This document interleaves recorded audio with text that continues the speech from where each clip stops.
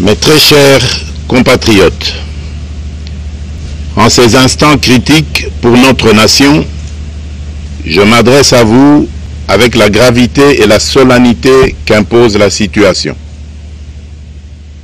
L'Est de notre pays, en particulier les provinces du Nord Kivu, du Sud Kivu et de l'Ituri, fait face à une aggravation sans précédent de la situation sécuritaire. Les forces de défense du Rwanda, en soutien de leurs marionnettes du M23, poursuivent leur entreprise terroriste sur notre territoire, semant la terreur et la désolation parmi nos populations. Je partage avec vous la douleur et l'indignation face à ces attaques barbares. Ces actes ne sont pas seulement une attaque contre la République, mais une offense à l'histoire et à la dignité de notre peuple. En ces moments difficiles, je vous appelle à la résilience et surtout à la résistance. Face à cette situation, permettez-moi de vous rassurer. Une riposte vigoureuse et coordonnée contre ces terroristes et leurs parrains est en cours. Nos vaillantes forces armées de la République démocratique du Congo, symboles de courage et de patriotisme, sont pleinement mobilisées, prêtes à défendre chaque centimètre de notre territoire. J'ai personnellement convoqué et présidé des réunions de crise avec une équipe restreinte du gouvernement, le haut commandement militaire ainsi qu'une réunion interinstitutionnelle afin d'évaluer les récents développements de la situation et de lever les options pour repousser les agresseurs et reconquérir chaque parcelle de notre territoire. À cet effet, j'ai nommé ce 28 janvier le général-major Évariste Somo Kakule au poste de gouverneur militaire du Nord Kivu pour renforcer la coordination des opérations militaires et restaurer l'autorité de l'État. Parallèlement, nous avons engagé d'importantes démarches diplomatiques, notamment au sein du Conseil de sécurité des Nations Unies, ainsi que dans le cadre du processus de paix de Luanda, auquel nous restons pleinement engagés malgré les obstacles. Nous privilégions la voie du dialogue, mais toujours avec lucidité, tout en restant fermement résolus à défendre notre territoire et notre souveraineté par tous les moyens nécessaires. Mais ce combat n'est pas seulement celui des FARDC. C'est le combat de tout un peuple, le combat de notre identité congolaise, afin de léguer aux générations futures un pays prospère et en paix. À tous nos compatriotes, dans chaque province, chaque ville, chaque territoire et chaque village, ainsi que ceux de la diaspora, sans distinction d'appartenance ethnique ou politique, unissons nos efforts. Apportons un soutien indéfectible, moral et matériel à nos vaillants soldats. Mobilisons-nous comme un seul homme pour défendre notre souveraineté et sauvegarder notre intégrité territoriale. Je suis pleinement conscient des souffrances de nos compatriotes qui fuient les hostilités. Le gouvernement est instruit d'activer le plan d'urgence humanitaire pour venir en aide aux déplacés. À vous, habitants de Goma et des environs, je ressens profondément votre douleur qui est aussi la mienne. Elle traverse nos cœurs et nos âmes en tant que fils et filles d'une même patrie. Mais face à cette épreuve, je vous exhorte à puiser dans cette force intérieure qui fait la grandeur du peuple congolais. Résistez avec courage. Faites preuve de vigilance constante et gardez votre calme malgré l'adversité. Sachez que nous ne sommes pas restés inactifs. Des plans de contingence sont préparés pour assurer la protection de la population civile et prévenir toute escalade de la violence. Les dispositifs de sécurité ont été renforcés pour protéger les zones stratégiques et nous travaillons sans relâche pour garantir le fonctionnement des services essentiels. Je tiens à rendre un hommage solennel à tous ceux qui ont payé le prix ultime dans cette lutte pour notre dignité et notre souveraineté. J'ai une pensée pieuse pour le général-major Peter Chirimwami, gouverneur militaire du Nord Kivu, tombé les armes à la main. Je m'incline avec respect devant la mémoire de tous nos militaires et de tous les Wazalendo tombés sur le champ d'honneur. Je pense aussi aux soldats de la mission de la communauté de développement d'Afrique australe, la SAMI d'IRC, qui combattent à nos côtés, aux casques bleus de la MONUSCO, qui ont sacrifié leur vie pour la paix, ainsi qu'aux innombrables civils victimes de la barbarie ennemie. Leur courage et leur sacrifice ne seront jamais oubliés. Et nous portons leur flambeau avec la ferme détermination d'achever leur noble combat. Je voudrais ici interpeller directement la communauté internationale et l'Union africaine. Le Rwanda continue de violer ouvertement et sans scrupule les principes fondamentaux de la Charte des Nations Unies ainsi que les accords régionaux. Pire, ces agissements se déroulent dans une impunité totale et ce, avec un mépris manifeste des règles internationales et des valeurs que ces institutions sont censées défendre.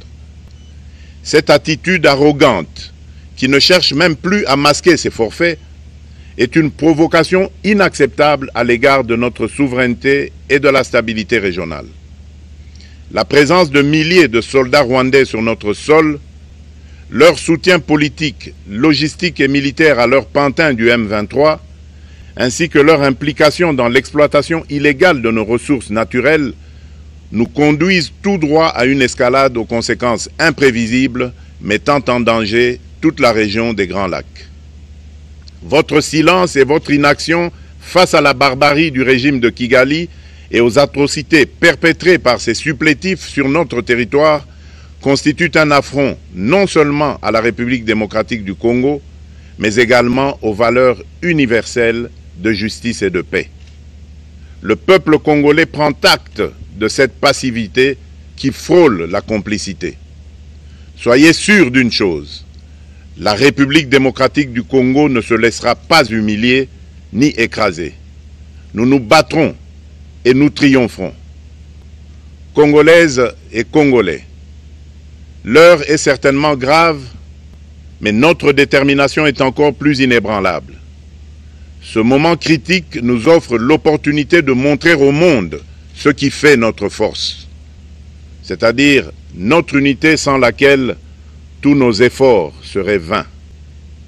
Je vous appelle à être vigilants, mais à ne pas céder à la haine, aux divisions ou à la violence. Je condamne avec la plus grande fermeté les actes de vandalisme et de pillage qui ont visé certaines missions diplomatiques accréditées en République démocratique du Congo, ainsi que des intérêts privés dans la ville de Kinshasa. Ces comportements irresponsables dénaturent l'expression saine de notre colère face à l'agression barbare nous imposée et jettent une ombre sur les manifestations pacifiques de soutien à nos vaillantes forces armées qui luttent avec courage et abnégation pour défendre notre souveraineté. Notre engagement doit rester ferme et discipliné.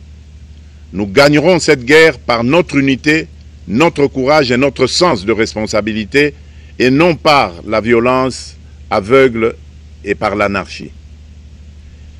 Cette victoire ne sera possible que si chaque Congolais, où qu'il soit, prend toute la mesure du combat qui est le nôtre. J'appelle donc la nation entière, hommes et femmes, jeunes et vieux, acteurs politiques, opérateurs économiques, membres de la société civile, confessions religieuses, artistes et sportifs à se mobiliser, à faire bloc derrière nos vaillantes forces armées et à contribuer chacun à son niveau à l'effort de guerre. J'ai instruit le gouvernement de mettre en place des mesures rigoureuses de réduction du train de vie des institutions et de leurs animateurs afin que les ressources ainsi économisées soient directement réorientées vers le soutien à nos forces armées. Dans cet effort national, j'en appelle également à la responsabilité du secteur privé qui est invité à contribuer activement à cette cause commune.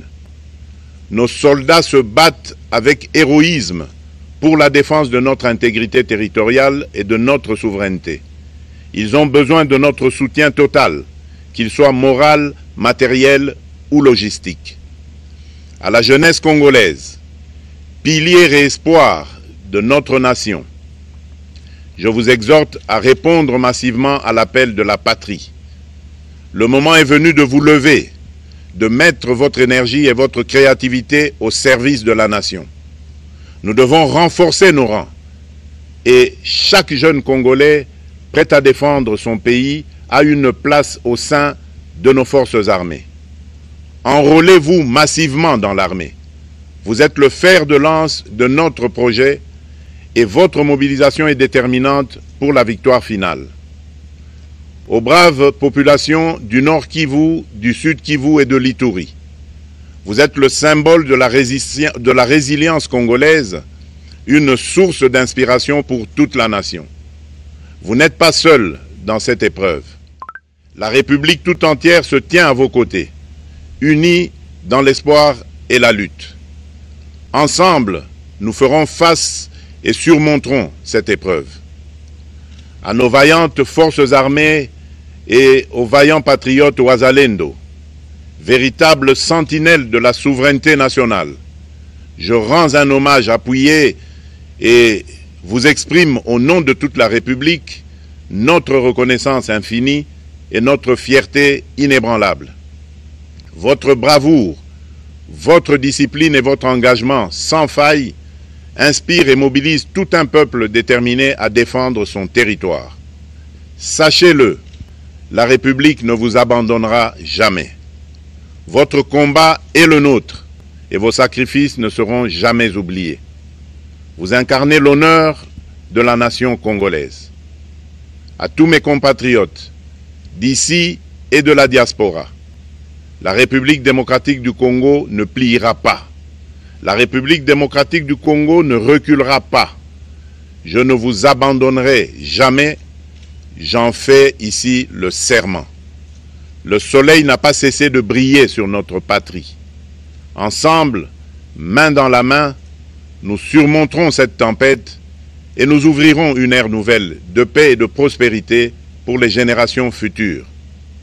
Que Dieu bénisse la République démocratique du Congo et son peuple. Je vous remercie.